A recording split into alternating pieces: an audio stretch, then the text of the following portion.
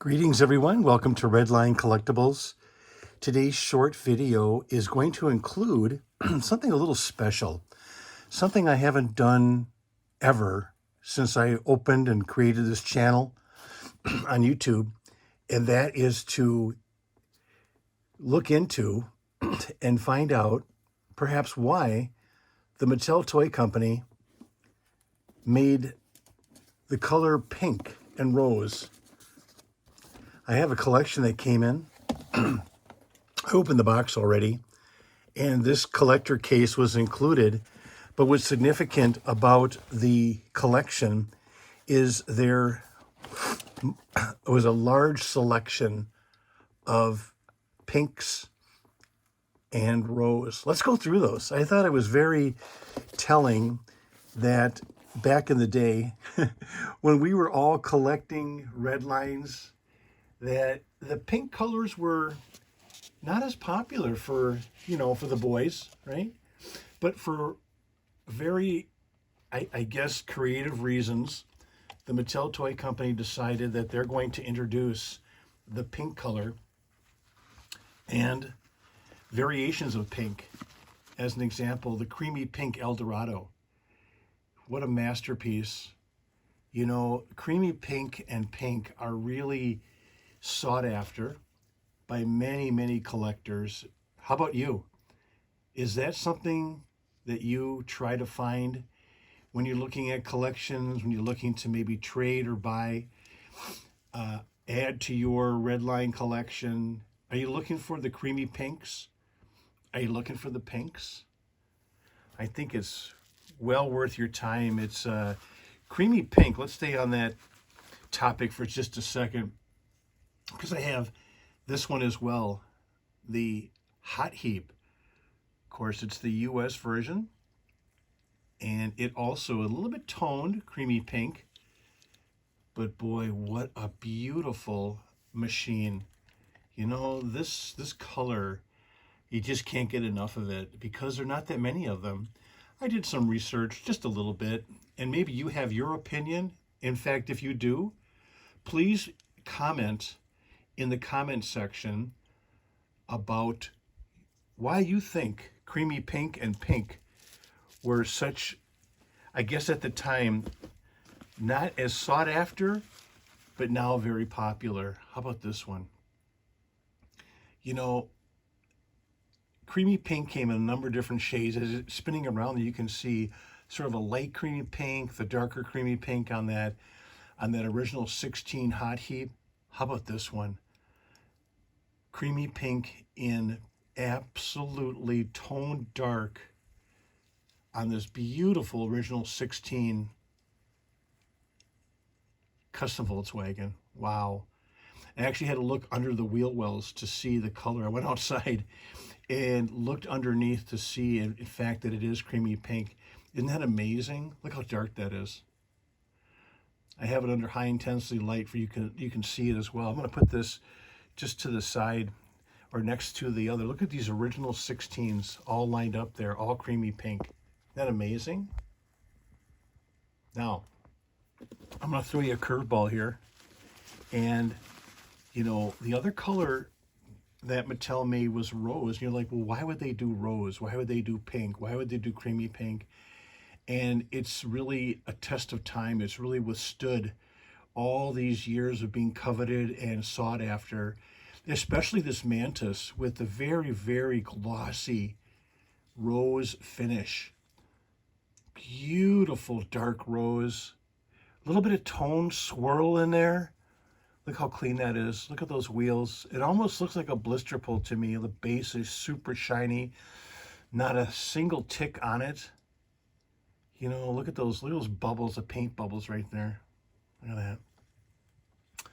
I would think by the level of chrome and cleanliness, it just came right out of a blister pack. I'm going to put that next to the toned creamy pink so you can see the difference between a toned rose and a toned creamy pink. How about that? Now, just to keep things fair, I decided I would put up, so you would see, a Hong Kong red. Now, I know it's a Cockney cab, that it's not original 16, nor on the level of the rose, but you know what? Red. beautiful shade on this Cockney. Look at that color, guys. Red, rose, and pink. Baby, what gems. Okay, now that I have you hooked on, that, let's get to the meat and potatoes of hot pink. One of the articles I read about Elliot Handler and his wife was Elliot did, he saw what Matchbox Lesney was doing with the toys, but he amped it up with the West Coast California muscle cars, and also that he wanted an alternative, a shade of color. He considered the Lesney offering at the time. I love Lesney products. I have many, many of them. In fact, I started collecting the Matchbox when I was a kid, but they were dull. They didn't really have the pizzazz.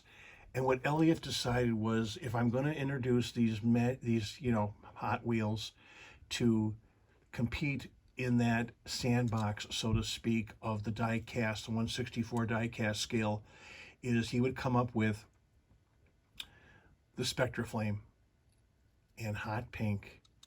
Who was collecting hot pink back in the day? Not me.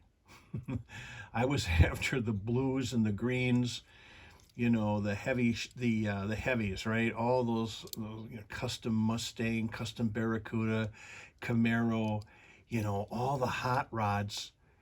And, pink was the last thing on my mind. So I just wanted to show you the beauty.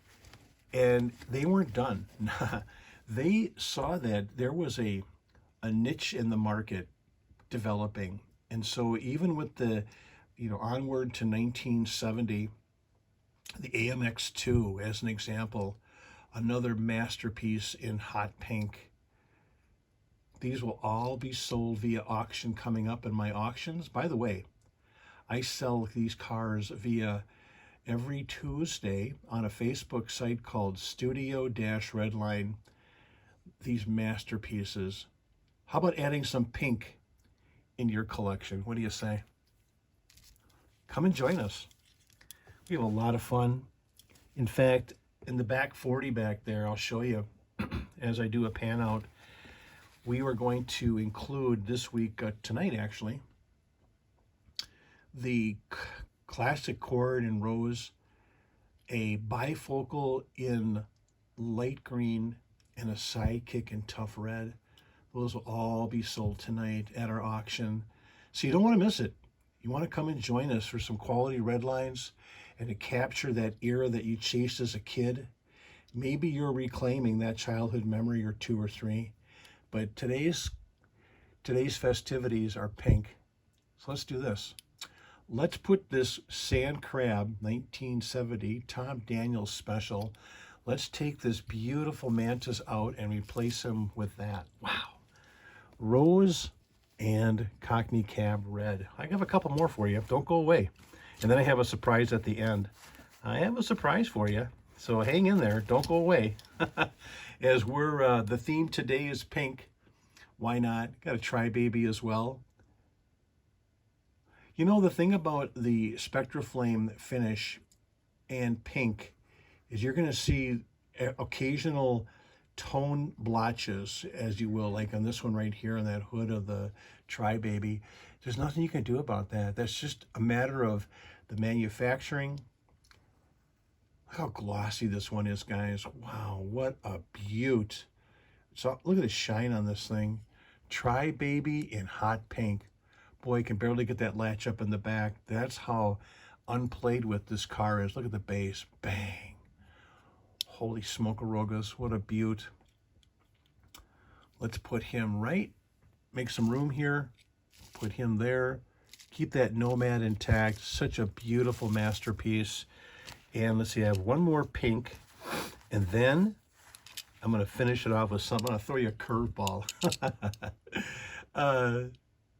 And then also, with the factory, and, I talked about a little bit of a toning issue that you find with some of the cars, is the finish. You'll see these as I'm pointing to them with my thumb, a couple little missing spots of paint.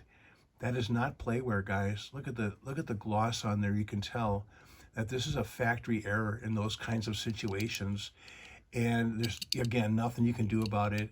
Beautiful swing and wing with the extended engine, original wing on top. You can tell the original wing by looking underneath the wing, and you can see the numbers right underneath there are into the mold. Mattel, in their wisdom, put the numbers that assures authenticity.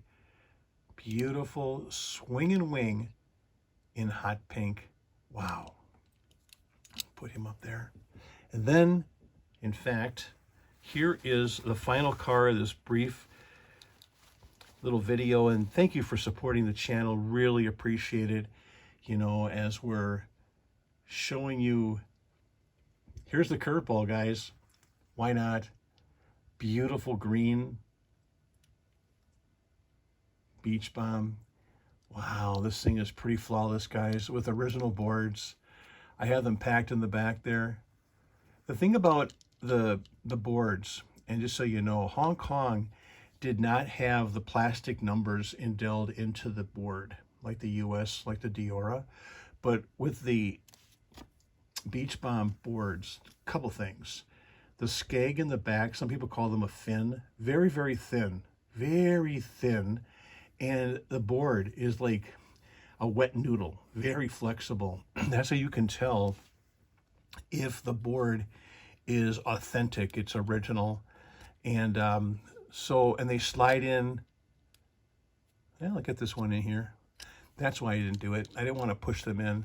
I'm very concerned about pulling the skeg too hard and then you end up damaging it. So I just want to show you that the final, if you will, the car for this brief, I guess, the box opening, because the box came in yesterday and I had an opportunity to go through them, and really, you know, the consignor is super diligent about getting quality cars to us so we can get them to you, our trusted guests. Thank you so much for supporting Redline Collectibles. Thank you for being a loyal customer of ours. We greatly appreciate you supporting the channel, supporting Redline Collectibles, and do join us for an auction. In fact, as I alluded to up there yonder on the back 40, you'll see those three cars that I was briefly talking about, and that is the Cord, the bifocal, and the red sidekick. Tough beans right there. But let's take a gander at those real quick. That'll be for tonight, starting at 6 o'clock Central. Again, on the Facebook site called Studio-Redline.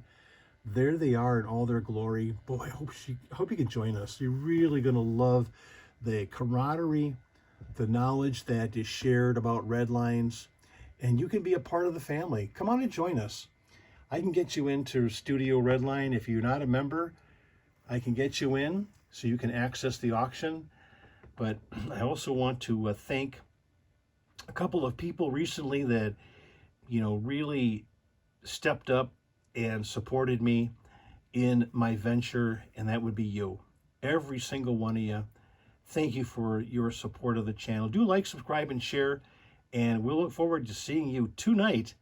And these hot pinks, rose, creamy pinks, will be coming up for sale in the next couple of weeks. Do join us. Thanks, everybody. Bye now.